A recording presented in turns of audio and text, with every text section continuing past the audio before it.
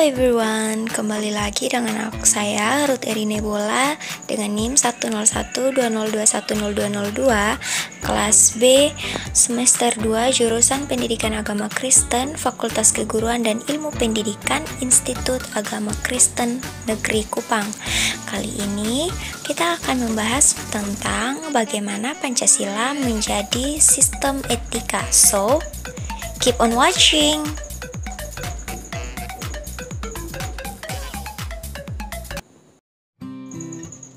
Kata etika berasal dari bahasa Yunani ethos yang artinya tempat tinggal yang biasa, padang rumput, kandang, kebiasaan, adat, watak, perasaan, sikap, dan cara berpikir. Secara etimologis, etika berarti ilmu tentang segala sesuatu yang biasa dilakukan atau ilmu tentang adat kebiasaan. Dalam arti ini, etika berkaitan dengan kebiasaan hidup yang baik, tata cara hidup yang baik pada diri seseorang maupun masyarakat. Adapun aliran-aliran etika. Dalam bidang filsafat, etika dibagi dalam 3 bagian, yaitu etika keutamaan atau etika kebajikan, yaitu teori yang mempelajari keutamaan virtu, yang berarti mempelajari tentang perbuatan manusia itu baik atau buruk. Kedua, etika teleologis. Teori ini menyatakan bahwa hasil dari tindakan moral menentukan nilai tindakan atau kebenaran tindakan dan dilawankan dengan kewajiban. Yang terakhir adalah etika deontologis, yaitu kewajiban moral sebagai hal yang benar dan bukannya membicarakan tujuan atau suatu akibat.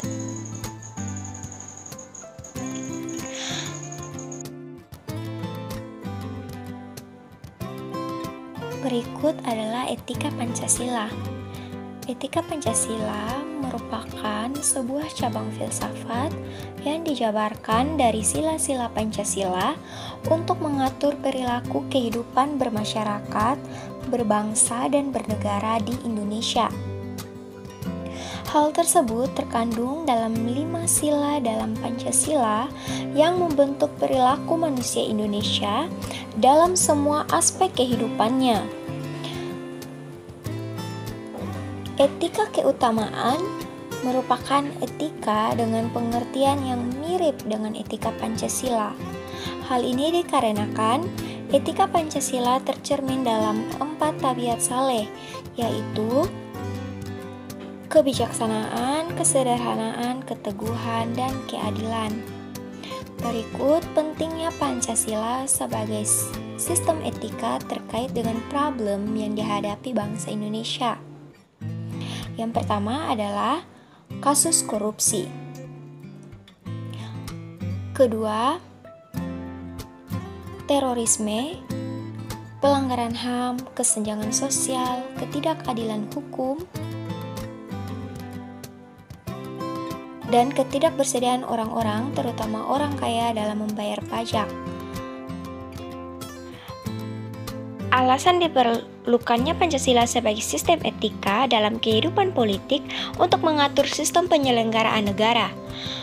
Pancasila sebagai sistem etika diperlukan dalam penyelenggaraan kehidupan bernegara di Indonesia dikarenakan dekadensi moral yang melanda kehidupan masyarakat, terutama generasi muda bangsa, dipengaruhi oleh globalisasi yang tidak selaras atau sejalan dengan nilai-nilai Pancasila. Selain itu, adanya kasus korupsi yang semakin meningkat, kurangnya kesadaran dalam membayar pajak, pelanggaran HAM, serta kerusakan lingkungan menjadi alasan utama Pancasila diperlukan sebagai sistem etika. Sumber historis. Pada zaman Orde Lama, Pancasila sebagai sistem etika masih berbentuk sebagai Philosophisch Grundlage atau disebut juga dengan nama Weltanschauung, yang berarti nilai-nilai Pancasila belum ditegaskan ke dalam sistem etika, tetapi nilai-nilai moral telah terdapat dalam pandangan hidup masyarakat. Masyarakat dalam masa Orde Lama telah mengenal nilai-nilai kemandirian bangsa yang oleh Presiden Soekarno disebut dengan istilah berdikari atau berdiri di atas kaki sendiri. Pada zaman Orde Baru, Pancasila sebagai sistem etika disosialisasikan melalui penataran P4 dan diinstitusionalkan dalam wadah BP7. Sedangkan pada era reformasi, Pancasila sebagai sistem etika tenggelam dalam hiruk-pikuk perebutan kekuasaan yang menjurus kepada pelanggaran etika politik. Selanjutnya, sumber sosiologis. Sumber sosiologis Pancasila sebagai sistem etika dapat ditemukan dalam kehidupan masyarakat berbagai etnik yang ada di Indonesia. Selanjutnya adalah sumber politis, di mana Pancasila sebagai sistem etika terdapat dalam norma-norma dasar atau Berndom sebagai sumber penyusunan berbagai peraturan perundang-undangan di Indonesia. Pancasila sebagai sistem etika merupakan norma tertinggi atau Berndom yang sifatnya abstrak, sedangkan perundang-undangan merupakan norma yang ada di bawahnya bersifat konkret. Etika politik mengatur masalah perilaku politikus berhubungan dengan praktik institusi sosial, hukum, komunitas, struktur-struktur sosial, politik, ekonomi, dengan 3 dimensi yaitu tujuan, sarana, dan aksi politik. Dinamika Pancasila sebagai sistem etika. Tidak dapat dikatakan bahwa pemerintahan di zaman Orde Lama mengikuti sistem etika Pancasila. Bahkan ada tudingan dari pihak Orde Baru bahwa pemilihan umum pada zaman Orde Lama dianggap terlalu liberal karena pemerintahan Soekarno menganut sistem demokrasi terpimpin yang cenderung otoriter. Pada zaman Orde Baru, muncul konsep manusia Indonesia seutuhnya sebagai cerminan manusia yang berperilaku dan berakhlak mulia sesuai dengan nilai-nilai Pancasila. Kemudian, pada masa era reformasi, Pancasila seakan tenggelam dalam euforia demokrasi. Tantangan Pancasila sebagai sistem etika.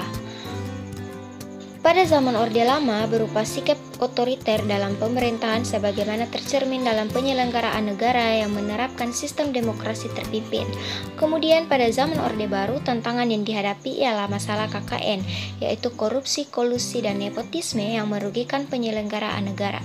Selain itu, pada era reformasi Pancasila sebagai sistem etika memiliki tantangan berupa euforia kebebasan berpolitik sehingga mengabaikan norma-norma moral.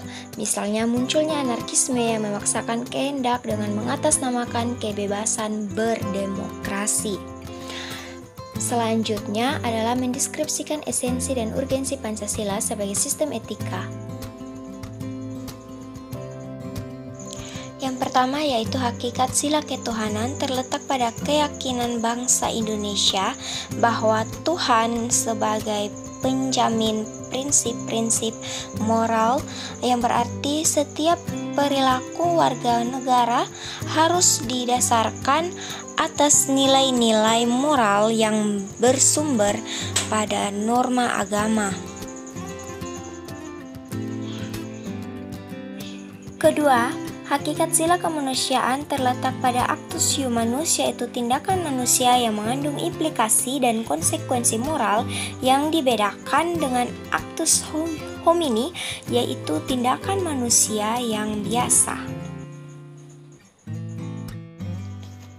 Ketiga yaitu hakikat sila persatuan terletak pada kesediaan untuk hidup bersama sebagai warga bangsa yang mementingkan masalah bangsa di atas kepentingan individu atau kelompok.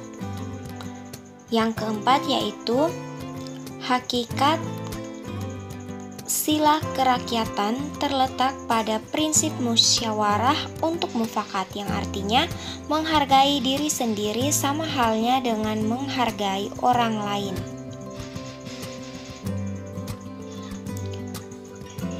Kelima, hakikat sila keadilan sosial bagi seluruh rakyat Indonesia merupakan perwujudan dari sistem etika yang tidak menekankan pada kewajiban semata atau deontologis atau menekankan pada tujuan belaka atau teologis, tetapi lebih menonjolkan keutamaan virtu etik yang terkandung dalam nilai keadilan itu sendiri. Urgensi Pancasila sebagai sistem etika.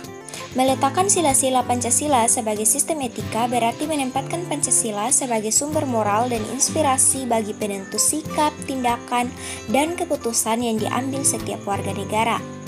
Pancasila sebagai sistem etika memberikan guidance bagi setiap warga negara sehingga memiliki orientasi yang jelas dalam tata pergaulan baik lokal, nasional, regional maupun internasional. Pancasila sebagai sistem etika dapat menjadi dasar analisis bagi berbagai kebijakan yang dibuat oleh penyelenggara negara sehingga tidak keluar dari semangat negara kebangsaan yang berjiwa Pancasilais. Pancasila sebagai sistem etika dapat menjadi filter untuk menyaring pluralis nilai yang berkembang dalam kehidupan masyarakat sebagai dampak globalisasi yang mempengaruhi warga negara. Sekian video dari saya, thanks for watching and see you.